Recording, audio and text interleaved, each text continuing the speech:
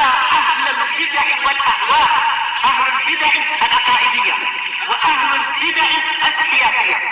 أنا أقول بيننا وبينكم السلف، بيننا وبينكم الكتب، كان فيقول البدع بيننا وبينكم.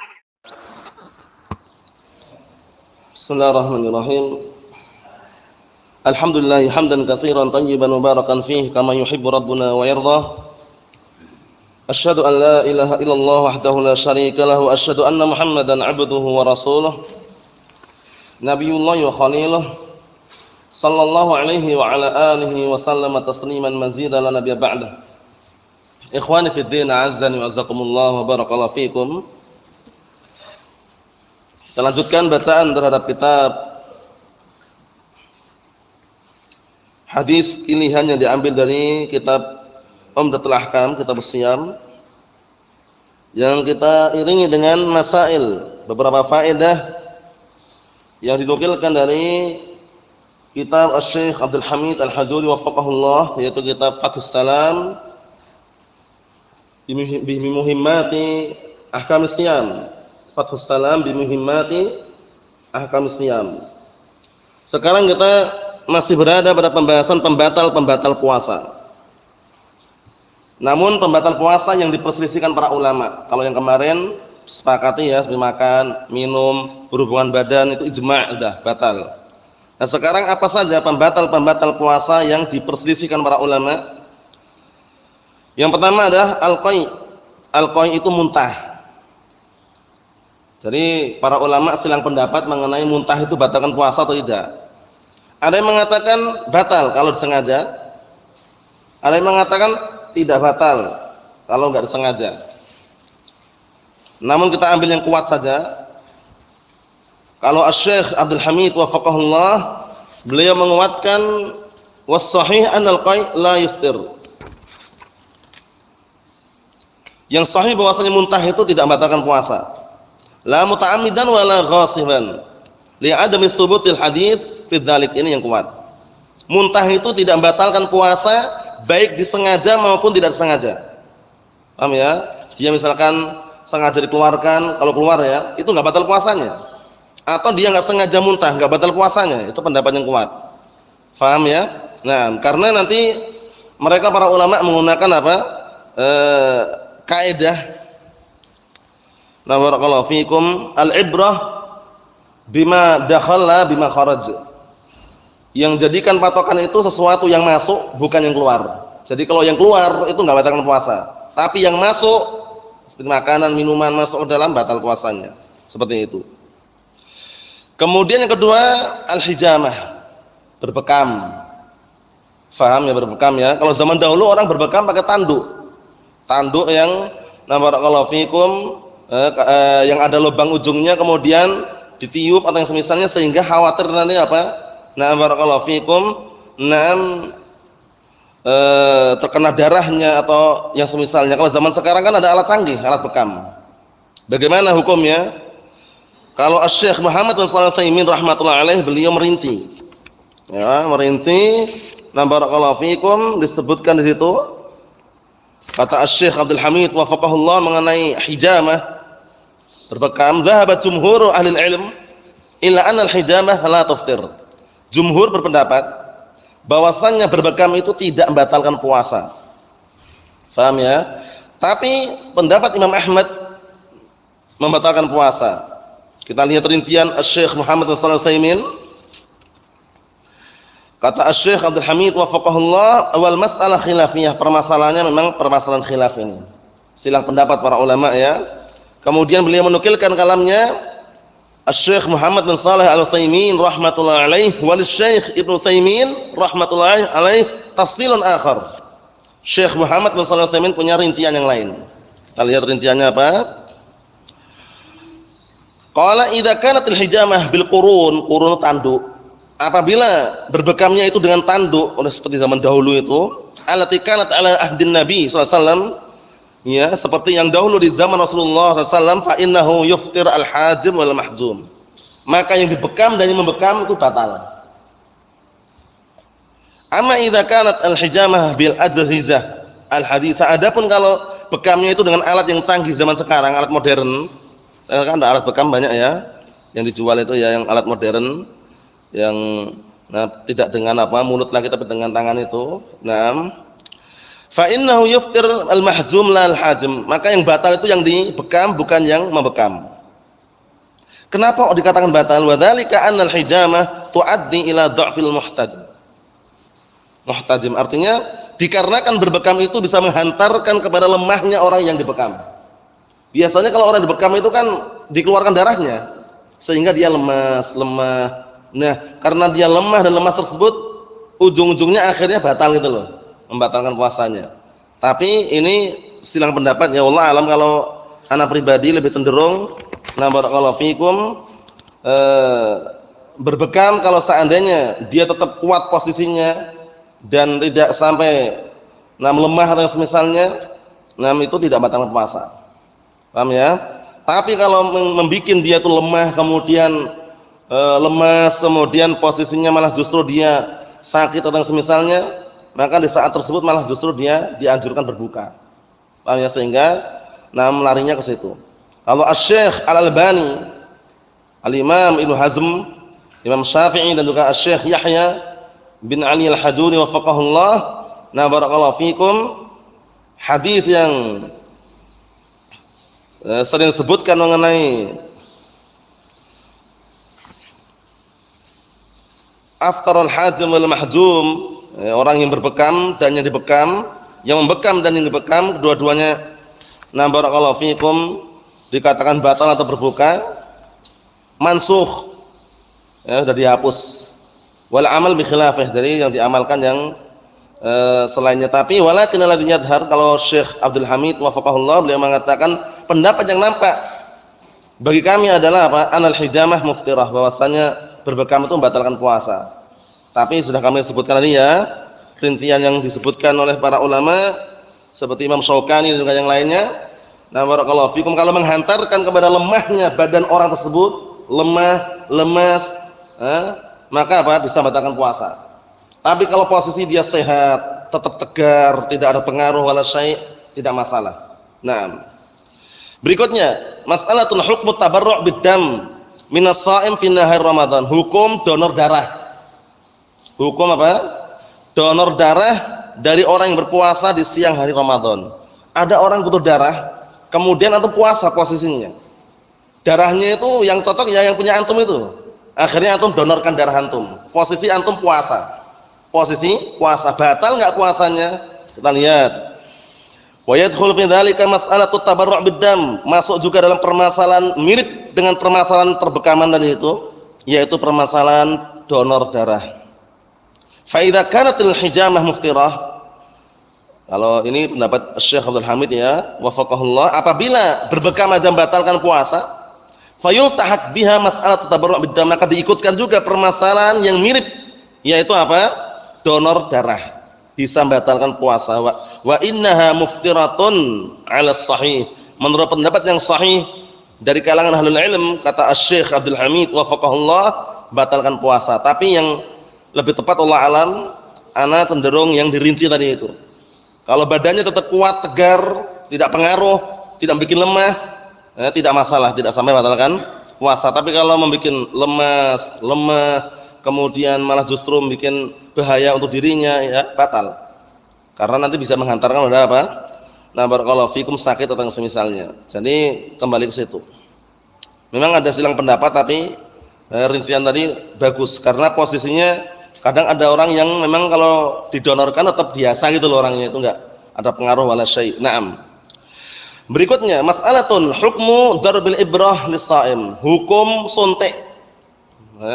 Asli menancapkan jarum untuk orang yang puasa, maksudnya suntik. Paham ya? Ibrah kan jarum. Nama apa hukumnya? Wa akhdud dam min ajli fahas, dan juga mengambil sebagian darahnya dalam rangka untuk diteliti, mungkin dia sakit apa gitu ya. Biasanya kan ada yang ditusuk jarum kemudian keluar darahnya, itu diambil. Diambil untuk cek negatif atau positif misalkan seperti itu kan. Kemudian sontek, orang sakit kemudian disontek barakallahu fikum bagian lengan kirinya atau mungkin barakallahu fikum bagian yang lain. Batal enggak puasanya? Nah, barakallahu fikum. Kita lihat sini, amma darbul ibrah wa akhdhu tahlil fala yultahaq dzalika li umur. Adapun menyuntik atau suntik tadi itu atau mengambil sedikit darah untuk dicek dan diteliti, enggak diikutkan pada perkara tadi. Jadi beda perkaranya. Karena beberapa perkara. Pertama, an hada laisa bihijamah, karena mengambil darah sedikit itu bukan bekam. Paham ya? Biasanya kalau di apotek atau puskesmas itu kalau ada yang sesuatu perlu dicek, itu kan nih ambil darah sedikit. Nah, ditusuk pakai jarum. Nah, itu beda dengan bekam. Bekaman banyak darahnya diambil. Seperti itu. Tsani yang kedua, annahu syai'un yasir. Yang kedua itu adalah sesuatu yang sedikit. Darah sedikit cuman mungkin enggak sampai 2 tetes gini aja. Ya kan? Nah, itu. Nah, sesuatu yang sedikit. Kadam yasil minal juruh, seperti darah yang keluar dari luka, gitu loh. Paham ya? Jadi kesimpulannya, suntik atau ngambil darah sedikit untuk dicek, diteliti, tidak batal puasanya. Naam. Ikhwani fid din, azza wa jazakumullah wa barakallahu fikum. Berikutnya, idkhalul mindar fil mi'dah lis-sha'im. Memasukkan, nah barakallahu fikum, alat perekam. Mindar itu semacam teropong, alat perekam, dimasukkan ke dalam perut atau area dalam, organ tubuh dalam bagi orang yang puasa. Bagaimana? Nanti disebutkan rincian di sini sebutkan barakallahu fi, kalau yang dimasukkan tersebut cuma sekedar hanya alat itu aja.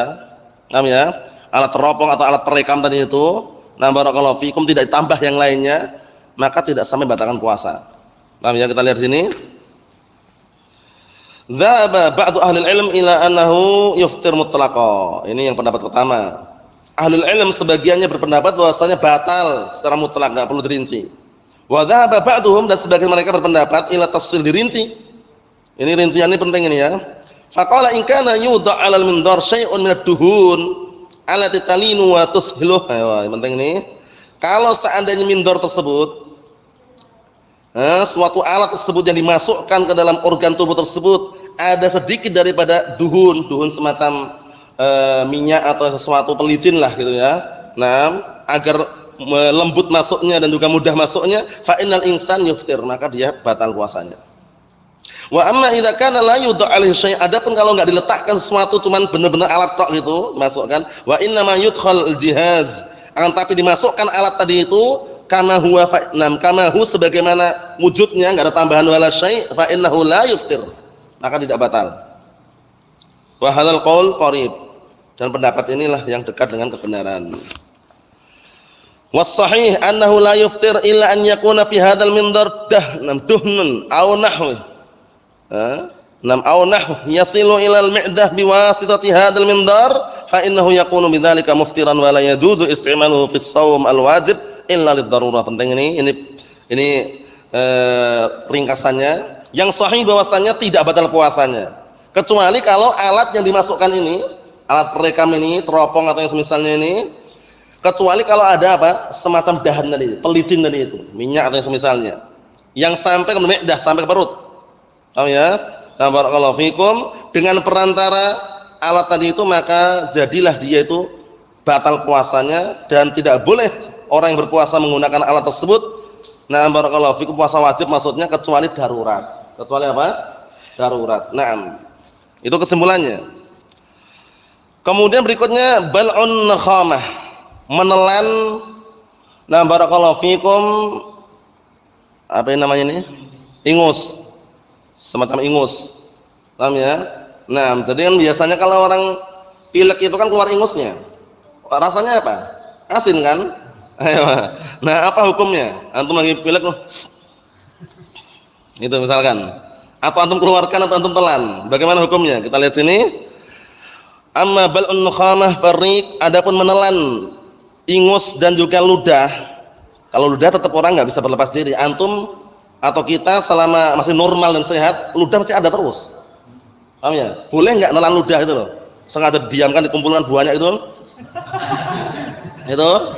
Nah, kalau pendapat yang sahih enggak ada larangan, karena itu dari kita, dari dalam dan masuk lagi ke dalam. Bukan dari luar, kecuali kalau ludah tadi itu sudah mengeluarkan, antum ambil lagi. Lain lagi pembahasannya. Bisa dipahami ya? Bisa dipahami. Nah, karena itu enggak mengurangi rasa haus kan ya, cuman ludah kita, ya kan? Walaupun terkumpul banyak sini antum telan pun ya tetap enggak hausnya tetap enggak berkurang gitu loh. Paham ya? Sesuatu yang tidak bisa terlepas dari manusia itu. Kita lihat sini. Nah, adapun menelan ingus dan juga barakallahu fikum, meludah tadi itu fa inna dzalika la yuftir, maka sesungguhnya itu enggak batal. Ingus pun juga dari kita juga, dari dalam, bukan dari luar gitu loh. Nah, makanya kaidah ini bagus sekali, al-ibrah bima dakhala bima kharaj. Yang jadikan patokan barometer itu sesuatu yang masuk dari luar masuk ke dalam, bukan dari dalam yang keluar. Kalau dari dalam yang keluar, kemudian posisinya sudah keluar atau masukkan baru batal. Tapi kalau masih di area tubuh kita, paham ya? Di hidung, di mulut, ludah atau ingus, enggak masalah. Enggak masalah. Dan enggak mengurangi rasa haus kan? Nah, seperti itu. Kita lihat sini. Lakinnahu minal aqdhar allati yanbaghi lil insan an yatakhallas minha. Tapi walaupun tidak batalkan puasa, tapi itu termasuk kotoran. Seperti dahak, kotoran atau bukan? Kotoran. Ingus juga kotoran kan? Akan tapi itu termasuk kotoran yang selayaknya seseorang itu berlepas diri darinya. Maksudnya dikeluarkan gitu loh. Kalaupun tertelan atau dia menelan dengan sengaja pun enggak batal puasanya. Paham ya? Naam, seperti itu. Masyaallah penjelasannya bagus sekali ini. Naam walau annahu jama'ar riqfi fih, ya kan? Dijelasan ini. Kalau seandainya dia mengumpulkan ludahnya di mulutnya, dikumpulkan banyak gitu. Barakallahu fikum au tanakham wa ja'ala yal'ab biha fi hatta istaqarrat. Atau dia juga ada ingus, paham ya? Sengaja mengumpulkan ada gitu. Barakallahu fikum. Kemudian dia menjadikan untuk bermain-main di mulutnya. Biasanya bisa kan kalau ludah banyak sini untuk bermain-main itu ya. Sampai menetap ada banyak situ. Summa barakallahu fikum bal'aha, kemudian dia menelannya. Paham ya? Au ballala khaitan, atau dia membasahi apa? Khait, semacam benang atau tali atau benang dibasahi. Summa adkhalahu ila fi, kemudian dimasukkan ke mulutnya. Wa ja'ala yamussuh, kemudian dia mulai apa? Barakallahu fikum menyedot atau menghirupnya. Paham ya? Misal hadhil umur mahal syubhah yanbaghi lil insan an yabta'id anha. Seperti ini modelnya itu termasuk apa? Termasuk sesuatu yang ada kesamaran syubhat di situ. Yang selayaknya seorang menjauh darinya. Benang, masukkan air, dibasahi, kemudian dimasukkan mulut, kemudian dihisap-hisap itu. Paham ya? Itu termasuk sesuatu yang syubhah, dihindari. Kalau puasa ya puasa sudah selesai. Jangan bermain-main. Disebutkan istiqala fil hawil kabir, fa ammal bal'ur riq wazdiraduhu fa ala salati aqsam. Ini kesimpulannya nanti rincian mengenai menelan air ludah tadi itu. Jadi ambil kesimpulannya aja. Kesimpulannya bahwasanya barakallahu fikum tidak batalkan puasa. Paham ya? Tidak batalkan puasa selama dia belum keluarkan ludahnya tadi, masih di mulutnya. Paham ya? Baru dia telan. Itu kesimpulannya.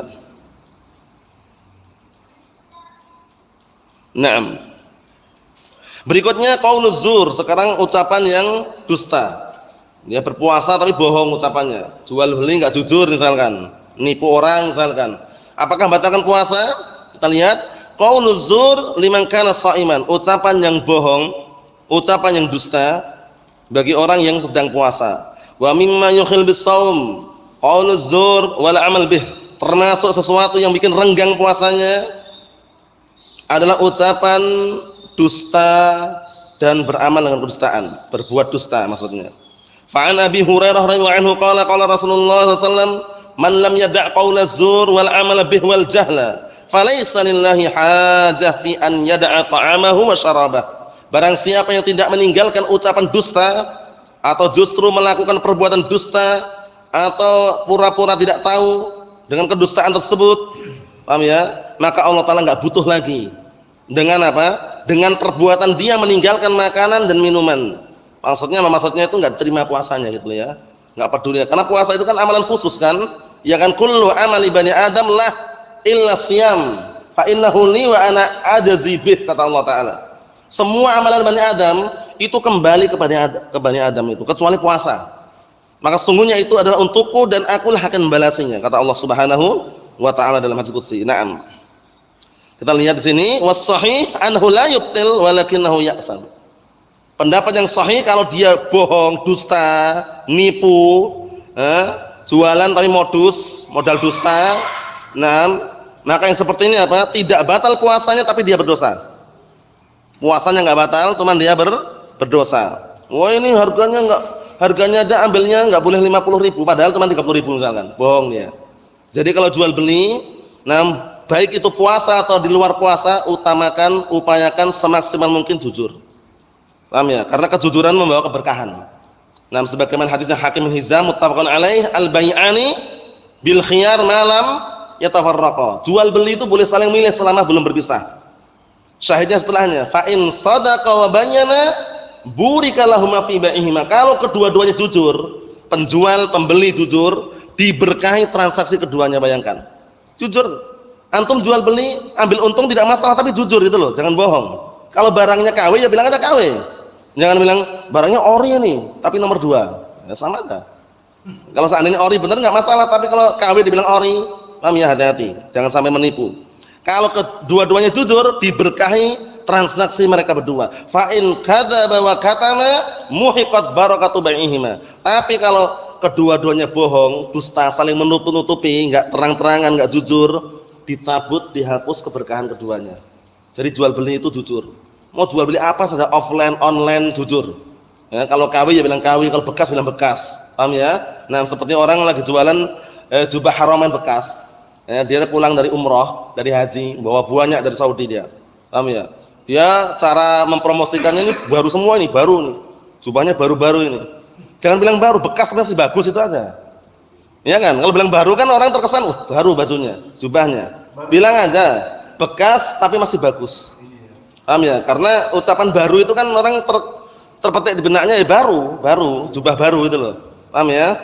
Tapi bekas masih bagus. Seperti itu mah jujur. Kalau jujur diberkahi transaksi jual belinya. Ini sekedar selingan mengenai apa barakallahu fikum, kalau kita berpuasa Ramadan, jauhi ucapan dusta.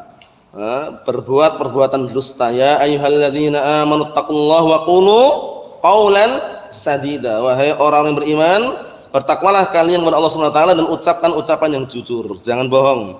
Terkhususkan jual beli atau yang semisalnya. Naam. Ikhwani fid din, azzani wa jazakumullah wa barakallahu fikum. Kemudian berikutnya, karena orang yang suka bohong tadi itu atau suka berdusta atau dikenal yang sumpah palsu, paham ya? Barakallahu fikum. Itu apa? Kita lihat sini ancamannya. Dalam Musnad Ahmad dari hadis Abi Hurairah radhiyallahu anhu, beliau telah berkata atau telah bersabda Rasulullah alaihi salatu wasallam, "Rubba sha'imin hadduhu min siyamih al-ju' wal 'atash." Bayangkan ini. Betapa banyak orang yang berpuasa tapi dia cuma dapat bagian lapar dan haus. Puasanya enggak dianggap, bayangkan itu. Wa rubba qa'imin hadduhu min qiyami as-sahar. Betapa banyak orang yang salat malam, dia hanya mendapatkan bagian dari salat malamnya itu teman bergadangnya tok yang dapat. Pahala yang enggak dapat. Kenapa? Karena diiringi dengan apa? Barakallahu fiikum, perbuatan dusta, bohong, tidak jujur atau yang semisalnya. Bisa mengurangi ya, hati-hati ya, ucapan bohong, dusta, mencaci maki, menghina. Makanya disebutkan dalam hadis itu, barakallahu fiikum, fa in sabbahu aw qatalahu falyaqul inni sha'im, ini mru'un sha'im. Paham ya? Kalau seandainya ada orang datang ingin bunuh dia, ingin nyakiti dia, ingin mencaci maki dia, katakan pada orang tadi, aku puasa, selesai. Paham ya? Seperti itu. Ikhwani fid din, azza wa jazakumullah wa barakallahu fikum. Sekarang kaitannya pembahasan seputar hadis yang ketujuh, seputar orang yang berpuasa di waktu safar. Kita ikutkan yang sini aja ya, kalau ini kan tebal. Diikutkan yang sini, jadi ngikutin yang di matan hadis ini. Jadi pembahasan sekarang ada seputar apa? Seputar orang yang safar boleh enggak puasa atau tidak boleh, atau bagaimana, atau dirinci. Atau dirinci Ewa, itu kaitannya hadis yang akan kita bahas nanti.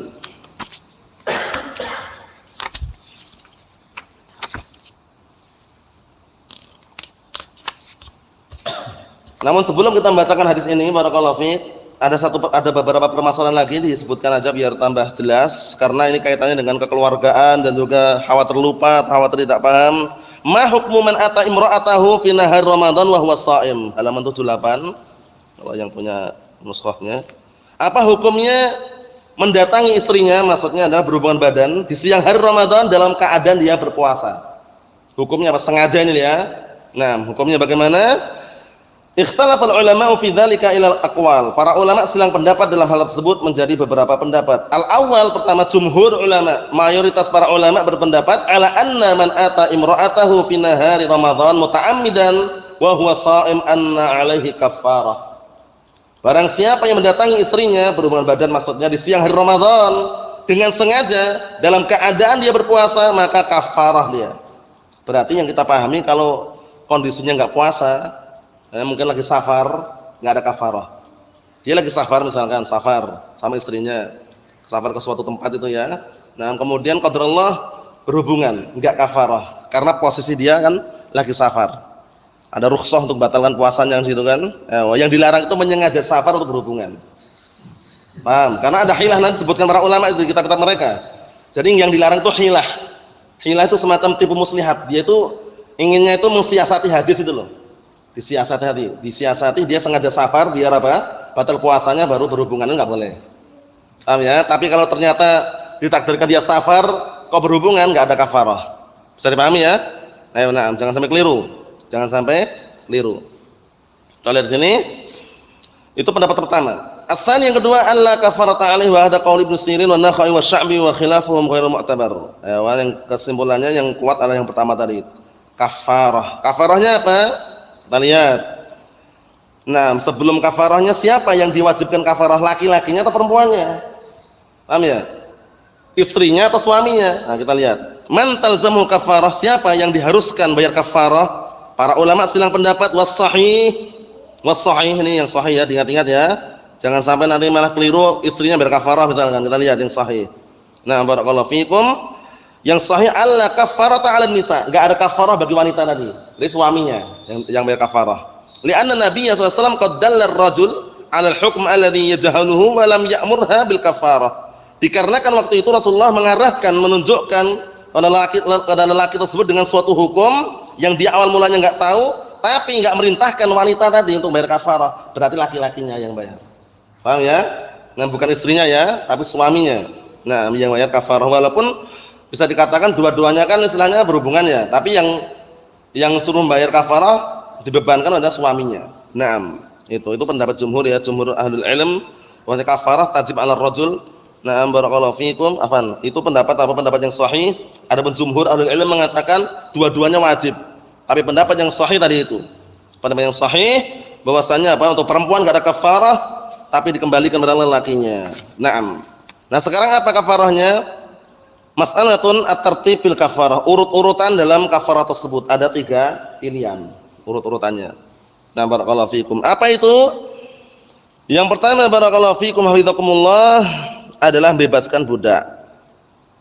Bebaskan budak. Ternyata kok enggak mampu. Puasa 2 bulan berturut-turut. Kemudian kok enggak mampu memberi makan 60 orang miskin. Itu ingat-ingat, karena kafarah itu beda-beda. Seperti kafaratul yamin, kafarah sumpah, wallahi demi Allah, la adkhul baita fulan, demi Allah aku enggak akan masuk rumah si fulan. Ternyata si fulan ini dapat hidayah, kenal dakwah salafiyah, sunni salafi, baik orangnya. Antum dulu pernah sumpah. Wah, dulu pernah sumpah. Diundang makan dia ke rumah si fulan tadi. Masuklah dia ke rumah si fulan tadi. Batalkan sumpahnya, bayar kafarah. Paham? Karena sumpah dari suatu perkara yang menuju perkara yang baik itu diharuskan. Awal mulai dia bersumpah untuk enggak masuk ke rumah si fulan, ternyata si fulan itu baik orangnya sekarang ini loh, paham ya? Menjadi baik, kenal dakwah salafiyah misalkan. Ya mau enggak mau dia mendatangi yang baik tadi itu. Nah, bayar kafarah. Kafarahnya apa kalau sumpah? Bebaskan budak. Kalau enggak mampu, barakallahu fikum, kalau itu pilihan. Bebaskan budak boleh, atau memberi makan orang miskin 10 orang sampai kenyang. Paham ya, sampai kenyang ya. Nah, kemudian atau puasa 3 hari berturut-turut, itu pilihannya. Paham ya bedanya itu ya? Sampai kenyang. Dulu di Damaj, ini kisah biar sebagai gambaran. Di Yaman dulu seringnya yang sasarannya kalau ada kafarah itu orang Indonesia. Nah, orang Indonesia itu di mata mereka itu dianggap orang yang enggak punya gitu. Jadi, kalau ada kafarah itu orang Indonesia yang nampung. Paham ya? Nanti orang Indonesia Masya Allah mereka kalau ditanya sudah kenyang belum? Belum, tambah lagi. Karena 10 orang sampai kenyang. Ngasih makan 10 orang sampai kenyang, kalau belum kenyang tambah lagi. Paham ya? Tapi mereka tahu orang Indonesia suka Indomie. Paham ya? Akhirnya dikasih Indomie, belum kenyang tambah lagi, udah kenyang, khalas, selesai. Ini sekedar kisah, bukan hoax ini ya. Nah, karena kita mengalaminya ya. Nah, barakallahu fiikum. Maksudnya apa? Maksudnya syahidnya, kafarahnya beda dengan kafarah berhubungan badan di siang hari Ramadan. Dibedakan ya. Na'am barakallahu fiikum. Itu kafaratul yamin tadi yang kedua tadi. Ikhwan fi din azzani wa jazakumullah barakallahu fiikum. Sekarang di sini disebutkan apa yang diinginkan dengan budak di sini? Apakah sembarang budak atau bagaimana? Mas'alatun ma huwal murad min ar-raqabah fil kafarah. Apa yang diinginkan dengan raqabah di sini? Budak wanita yang bagaimana? Yajibu itqu raqabatil mu'minah. Wajib bebaskan budak wanita yang beriman. Paham ya? Fatahriru raqabatil mu'minah. Fa in ajaza an itqi raqabatil mu'minah intaqala ila ghairihi minal mukaffirat. Kalau seandainya dia tidak mampu untuk bebaskan budak wanita yang beriman tadi itu, berpindah kepada yang lainnya, yaitu kafarah yang lainnya. Nah, wa ma huwa aisar minhu, dan kafarah yang lebih mudah baginya. Puasa 2 bulan berturut-turut. Kalau enggak mampu apa? Ngasih makan 60 orang miskin. 2 bulan berturut-turut ya. Nah, makanya harus waspada, hati-hati. Nah, kalau berpuasa Ramadan sabar terlebih dahulu. Nah, tapi kalau misalkan lagi safar, ada rukhsah di situ ya, tapi ingat ya, bukan sengaja safar untuk berhubungan. Dikondisikan, jangan sampai keliru. Ikhwani fid din azzani wajazakumullah barakallahu fikum.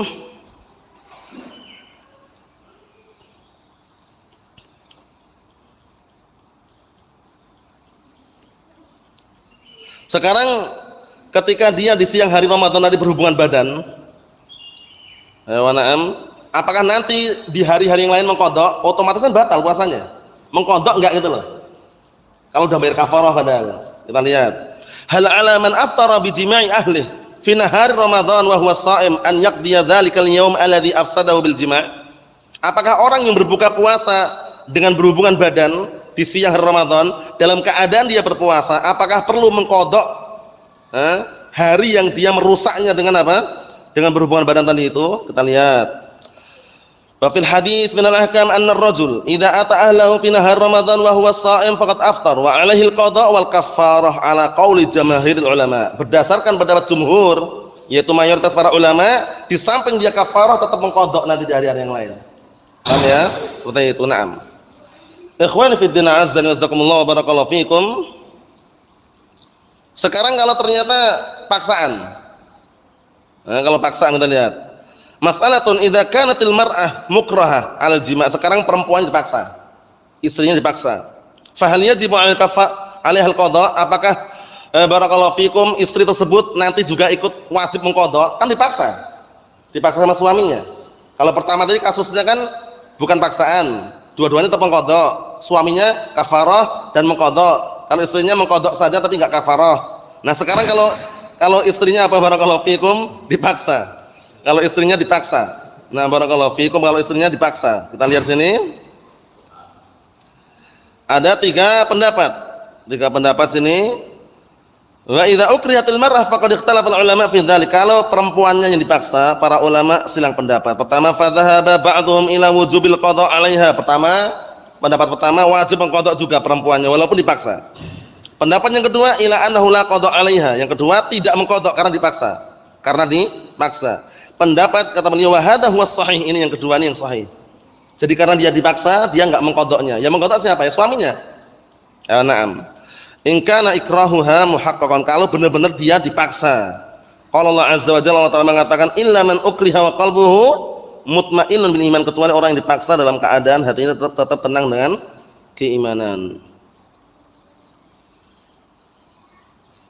Ini aslinya dibahas. Kalau kita tinggalkan eman-eman, maksudnya pembahasan ini karena pembahasannya itu kaitannya itu dengan apa? Dengan ya itu tadi, dengan perkara-perkara yang mungkin terjadi gitu loh di dalam rumah tangga atau yang semisalnya.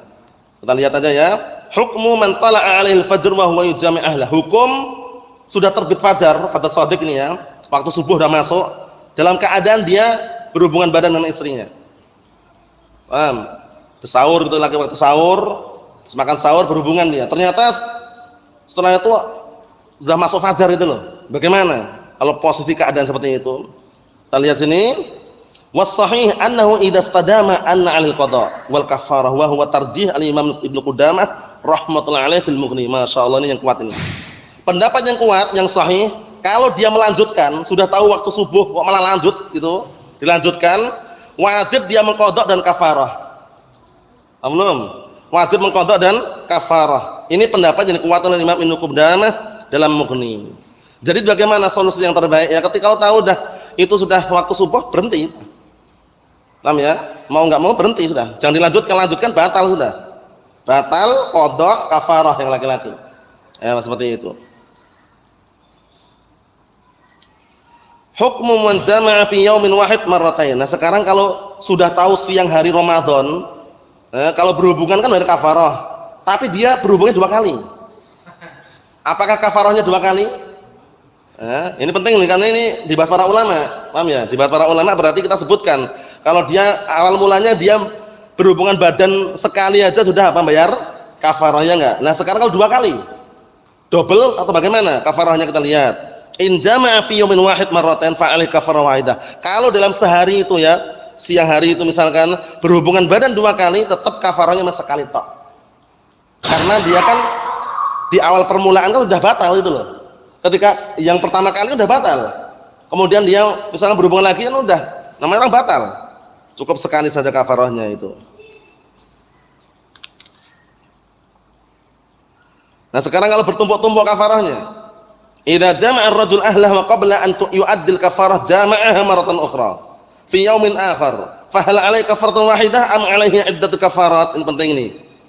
Apabila seorang suami berhubungan dengan istrinya di siang hari Ramadan, paham ya? Tapi dia belum sempat bayar kafarah gitu loh. Hari Senin batal dia karena berhubungan badan, belum sempat bayar kafarah. Kemudian dia malah berhubungan lagi di hari Selasa. Nah, kira-kira double atau cuma sekali tak kafarahnya gitu loh. Itu pembahasannya. Al-jawab alaihi kafarah li kulli marrah ya'tiha wa huwa sha'im muta'ammidan. Jawabannya tetap dia wajib bayar kafarah di setiap kali dia berhubungan tadi itu. Dalam keadaan dia berpuasa dengan sengaja tadi itu. Paham? Jadi double kafarahnya. Nah, seperti itu. Nah, ini pembahasan yang mungkin secara logika juga masuk. Bagaimana kalau sekarang batalnya itu awal mulanya bukan dengan berhubungan. Batalnya karena makan dan minum. Makanan batal, minum juga batal. Nah, karena batal minum dan makan itu langsung berhubungan. Kafarah enggak kira-kira itu loh. Man aftara bit-ta'am aw bisyarab, barang siapa yang berbuka dengan makanan atau minuman, kemudian baru dia summa jama'a ahlah, kemudian berhubungan dengan istrinya di siang hari Ramadan, fahal alaihi kafaratul mujami', apakah dia tetap wajib bayar kafarah bagi orang yang berhubungan tadi itu? Nah, barakallahu fiikum, kita lihat sini. Was-sahih alla kafarah alaihi illa idza kana fitruhu bihadzal amr, ya kan? Yang sahih enggak bayar kafarah dia. Kenapa? Karena dia batalnya bukan karena berhubungan badan, tapi karena makan dan minum. Bisa dipahami? Jadi dipahami loh, jangan sampai keliru ya. Nah, seperti itu. Ikhwan fi din, azza nazakumullah, insyaallah taala yang berikutnya pada pertemuan yang selanjutnya, karena masih panjang juga, tidak masalah kita baca, karena penting faedah-faedah seperti ini ya, bisa jadi khawatir terjadi enggak tahu hukumnya. Ini sudah dijelaskan para ulama, disebutkan sampai rinci seperti ini ya. Nasallahu as-salamata wal afiyah walhamdulillahirabbil alamin.